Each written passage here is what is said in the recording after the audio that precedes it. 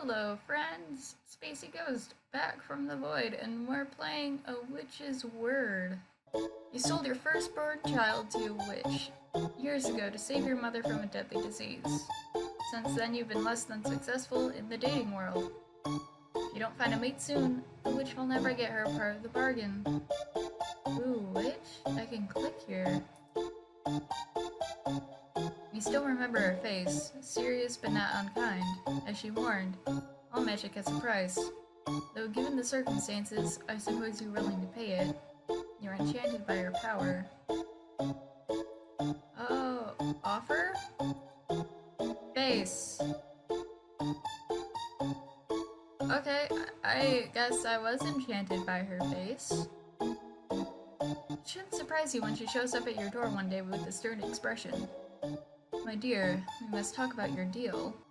Though she looks no older than you, the very air around her tingles with power. You can't argue you get her situated at your kitchen table with a cup of tea before you try to explain. I've tried, I really have. I'm just bad at this.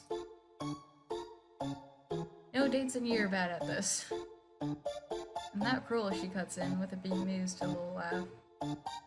I won't force you to procreate with someone you don't want to be with. I'm merely here to help you toward happiness, and it seems you could use the help. Oh, so the witch is gonna help us date people, okay. That is an awesome support system you got there. Blind dates arranged by a witch. How did your life come to this? Well, I guess it couldn't hurt. The witch's pleased smile reminds you of the curl of a cat's tail before it pounces. So, let's find you a man. Ooh. We have Elias the bookbinder, Trevor, Arthur the bladesmith. Ooh, Trevor sounds interesting.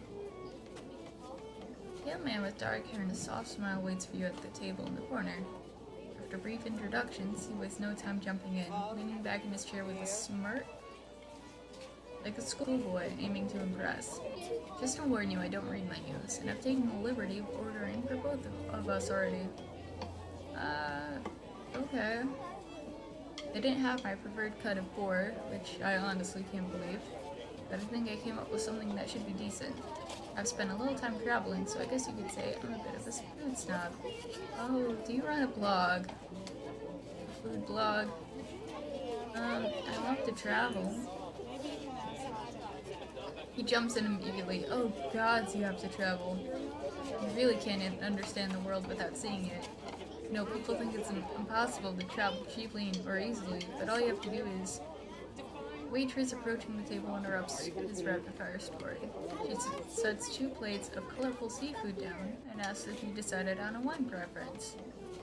Well, come on, I can't make all the decisions for us. Fine.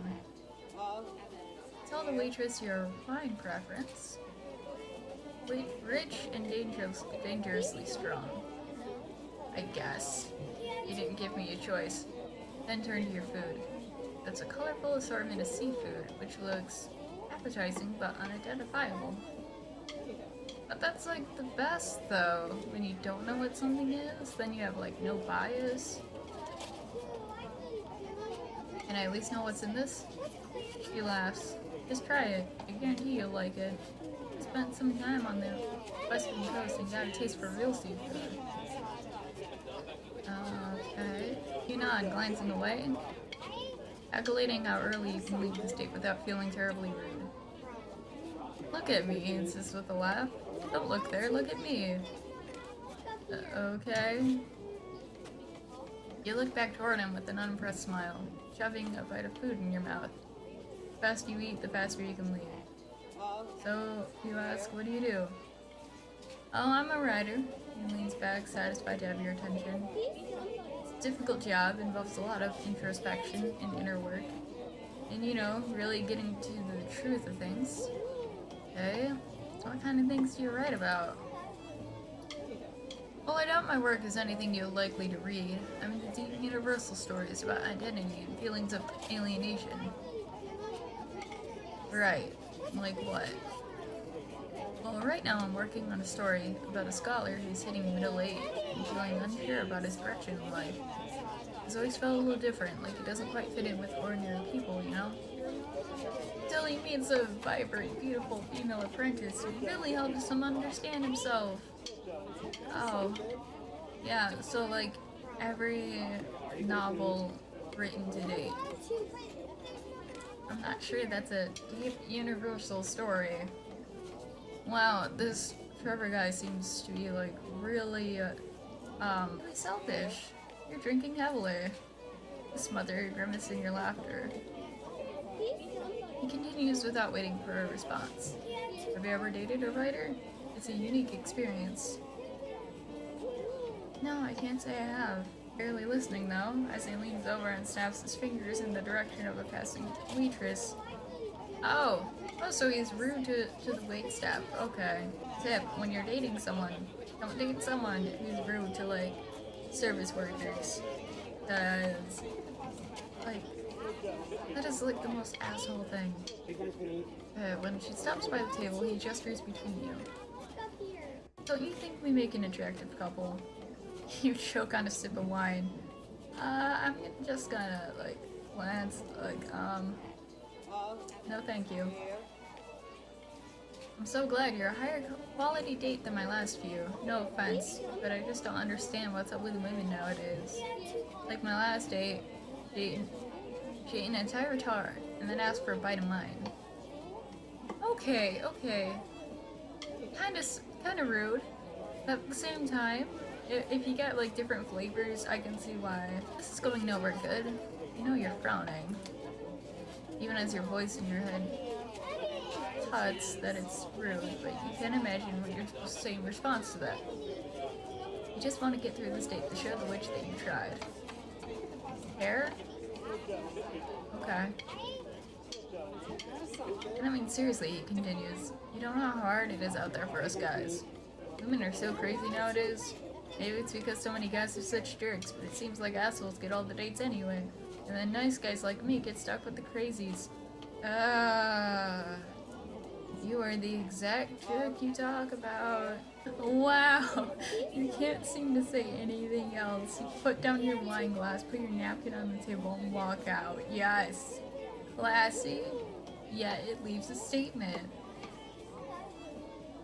The second you make it out the restaurant, the witch appears at your side. Nicely done, my dear. That's the last time I take suggestions from Glenda. With a gentle hand on your shoulder, she assures you, at least there are other options. We'll find you someone better. The witch's word is good. That definitely could have gone differently. Maybe better. Okay. We're just going right down the line. Okay. Elias sounds interesting, so I'm gonna save him for last. So let's check out Arthur.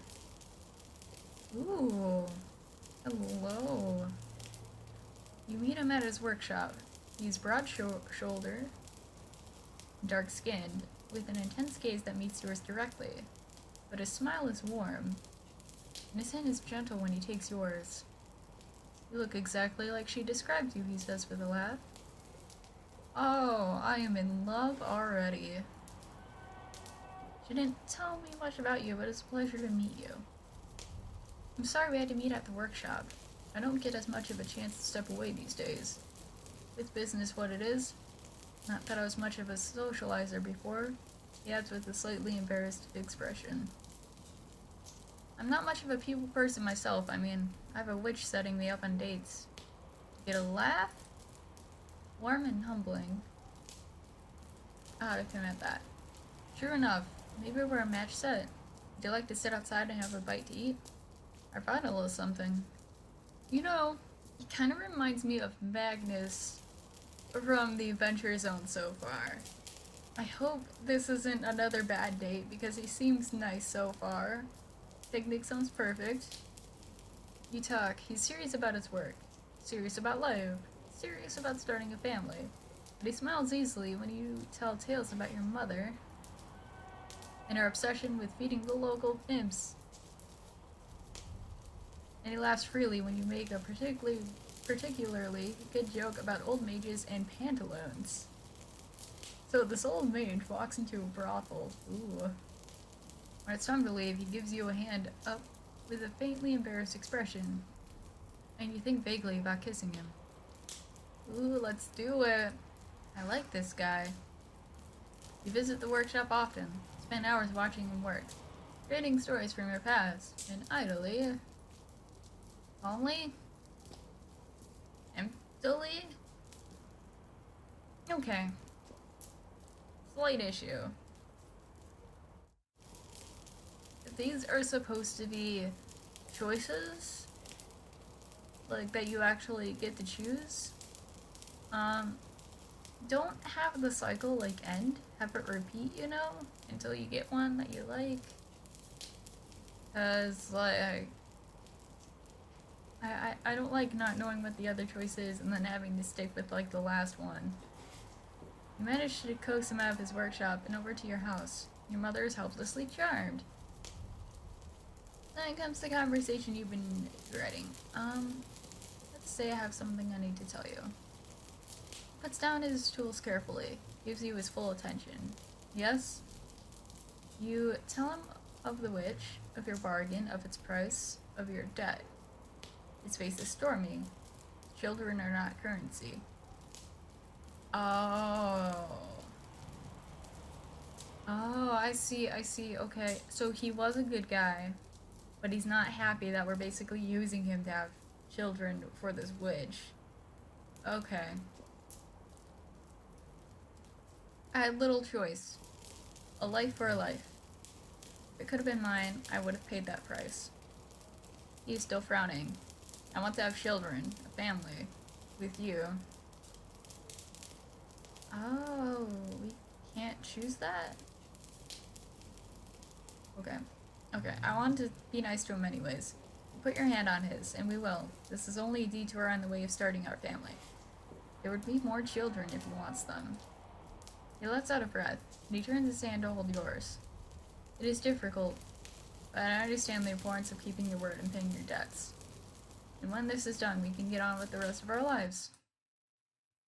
You marry that spring. The small candlelit ceremony, and a baby comes fast on its heels. With your mother's wisdom and your husband's support, you navigate the difficult months until your daughter arrives. She's beautiful with this dark skin in your eyes, but she cries oddly and does not eat enough, her little chest struggling with for each breath. Oh. You sent for a healer. You're not surprised when the witch shows up instead. I hear congratulations are in order, she says as she leans over to peer at the bundle in your arms. Face soft, but she's very sick. You ask, is there any way to help her? The witch looks up to you, gaze steady but kind. This is no small illness. Your healers will not be able to save her. If I take her with me, she'll be cared for. She will be taught. She'll thrive. You look down at your daughter, frail and pained. You look across to your husband, who nods gravely. It must be done. So this is what the witch meant. Okay. Whatever, just give her a second chance at life. The witch looks grave. I'm sorry. I know this is hard, but I also know this is the only way to save her. She waits patiently while you say your goodbyes. Teary-eyed kisses and soft promises to never forget. When you transfer the sleeping bundle to the witch's arms, when she smiles down sweetly at her new charge, you can't help but ask, will we see you again? That depends on you, the witch answers. That some cryptic, knowing smile back in place. She brushes a comforting hand to your cheek, words seeming to curl directly from her chest to yours. She will be more than healthy. She will be powerful. And then they are gone. The witch's word is good. You can't shake the feeling that all this could have gone differently. Maybe better. Okay. So Trevor was an ass. Arthur was basically if like Travis and Julia had a child. Let's look at Elias. You round the corner to find the town square packed full of people and wares. Market days are always a fun time. Hectic time. Loud time to visit. You find the fountain where you've agreed to meet easily. It is a long stretch of sun-baked caffeine before a man approaches you. I thought you changed your mind, you quip gently. He is a willowy man with a hair like a daisy. Like a sunny day, I guess. And a shy face. You speak softly. Oh, no way. It's just been a while since I did this. You haven't been going out? Not since my wife died. I'm sorry, bro. Foot in mouth already. Oh, I'm sorry. It's alright. It's been a few years and the hurt heals a little every day. He offers you his arm, and you walk together around the market stalls, exchanging introductions. After a while, you say, "What do you think so far of the whole getting out thing?" "So far, it's alright. I like it, I'm just a little surprised." "Why? What did you expect?" "No, it's not you. I'm just surprised at how nervous I am." "Ah, me too." "Really? At least now we know that much about each other. The witch must have had some reason to think this would work." "Oh, he knows the witch. That piques your interest. I guess you've known her a while, huh?" He shakes his head. "I don't know her at all. She helped my village with a pixie problem we had when I was a kid." "How do you know her?" "How old was the witch then? How old is she now?" How to answer that? Your silence makes him stop walking, and he turns to you with an embarrassed gesture. Clapping of hands. Oh god, that's a pretty personal question, isn't it? I'm sorry. It's okay. We can, talk about that some other time, I guess? The silence is awkward, stretched and burning. Then he just smiles and nods down the street. "Could I interest you in some lunch by my favorite cafe?" You smile back. "Yes, it's a great day for a little walk and some lunch." "Yeah, this guy seems cool." The meal has been served among comfortable small talk, and he leans forward, suddenly intent. "I know I'm not the most interesting person," he admits with an endearing blush, "but I try to be a good one." "Oh no! You're doing your best. There are worse, much worse ways of living." You smile. "So tell me about yourself." The conversation flows for hours, sharing details of their lives and interests. If it's not earth-shattering, it's easy and comfortable, and you both leave with smiles. "I like him." That date is followed by another, and another, and another. Each as sweet and simple as the last. Hours spent in warm company. Eventually he asks you to marry him. Yes! Months pass in happiness, and the pleasant work of building a home. But as months turn into a year, it seems that despite your efforts, a baby is not forthcoming. Oh no. A year to the day after your wedding, a knock sounds on your door. It is the witch, swathed in soft grays, and a small basket in her hands, and that same knowing smile on her face. "I've come to check on your progress, and if you're willing, I give you a little help. You have a secret basket full of condoms, full of gently clicking bottles filled with a pearly liquid." Wait, why did I say condoms? That would prevent pregnancy. "Some potions of fertility to give you a little boost, and I've got some tips on how to ensure you conceive, if you'd like to be sure you're doing it right."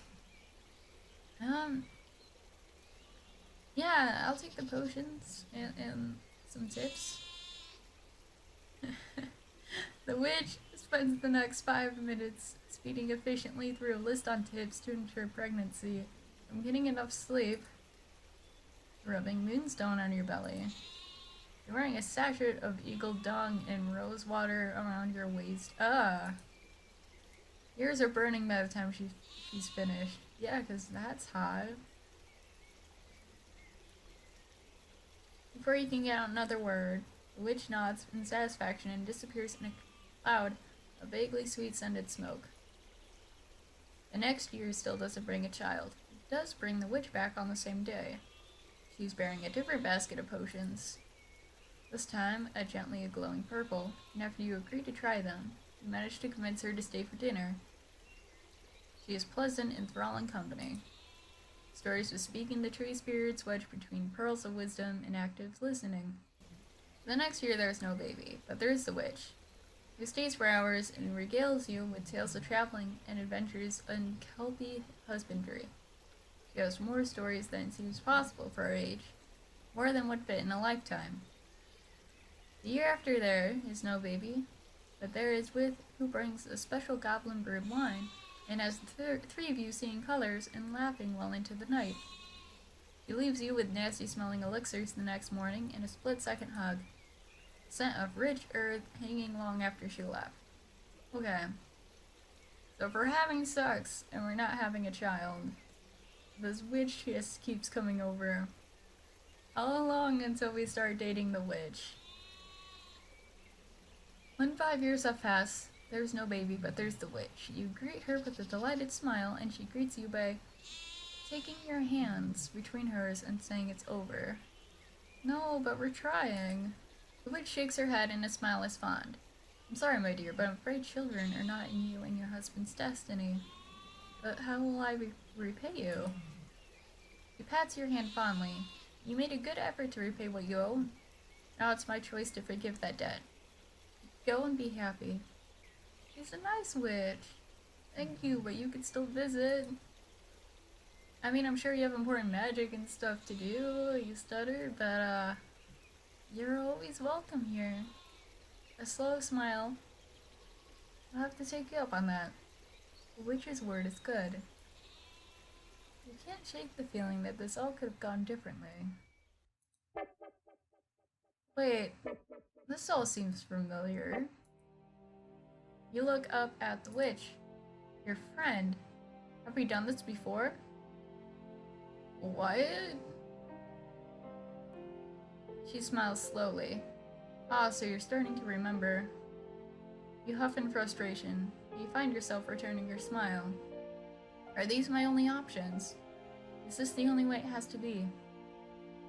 Her eyes spark and she leans forward keenly. Oh! Maybe, like, when the text, like, kept showing choices, but it landed on one, like, definitely. What if that was what we were truly feeling? Perhaps there are other options. Perhaps there are things you're only now beginning to see. You feel a shift, unconsidered possibilities, other futures forming at the edges of your mind. What do you want? I think you know, but you're unsure if it's possible. With a deep breath, you look at the witch in the eyes and you offer her your hand. She looks startled, for the first time you can remember. Her smile says she's been hoping for this. She takes your hand. You have to ask, but what about our deal? She smiles and uses your clasped hands to pull you gently closer. I wanted a student who would eventually become a partner, an equal, someone to show all the hidden secrets of this world, someone to set free. In her eyes you see fires and forests, hidden places and old ways, dark feathers and branching horns, endings and beginnings. You cannot look away. Now I can have that, she continues, if you want it. You feel yourself shiver. I want it. She leans in further to murmur the promise against your skin. You will be more than alive. You will be powerful. The promise is thrilling, but one thing matters more. Most.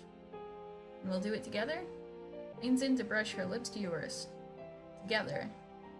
A witch's word is good. Oh! That was cool. Okay, that was really good. Like, I wasn't really expecting much, because I've played Twine games before. I don't know, the other games I've tried playing, it didn't really feel like they were going anywhere. In this, it was a small story, but it was interesting. Like, I like how deep in this person we're playing as, like, deep in her mind. like, she kind of had feelings for the witch, but at the same time, it's like one of those things when it's like, no, no, that's just nothing. I need to like find these men to like have children with. But like in the end, she was falling for the witch the whole time.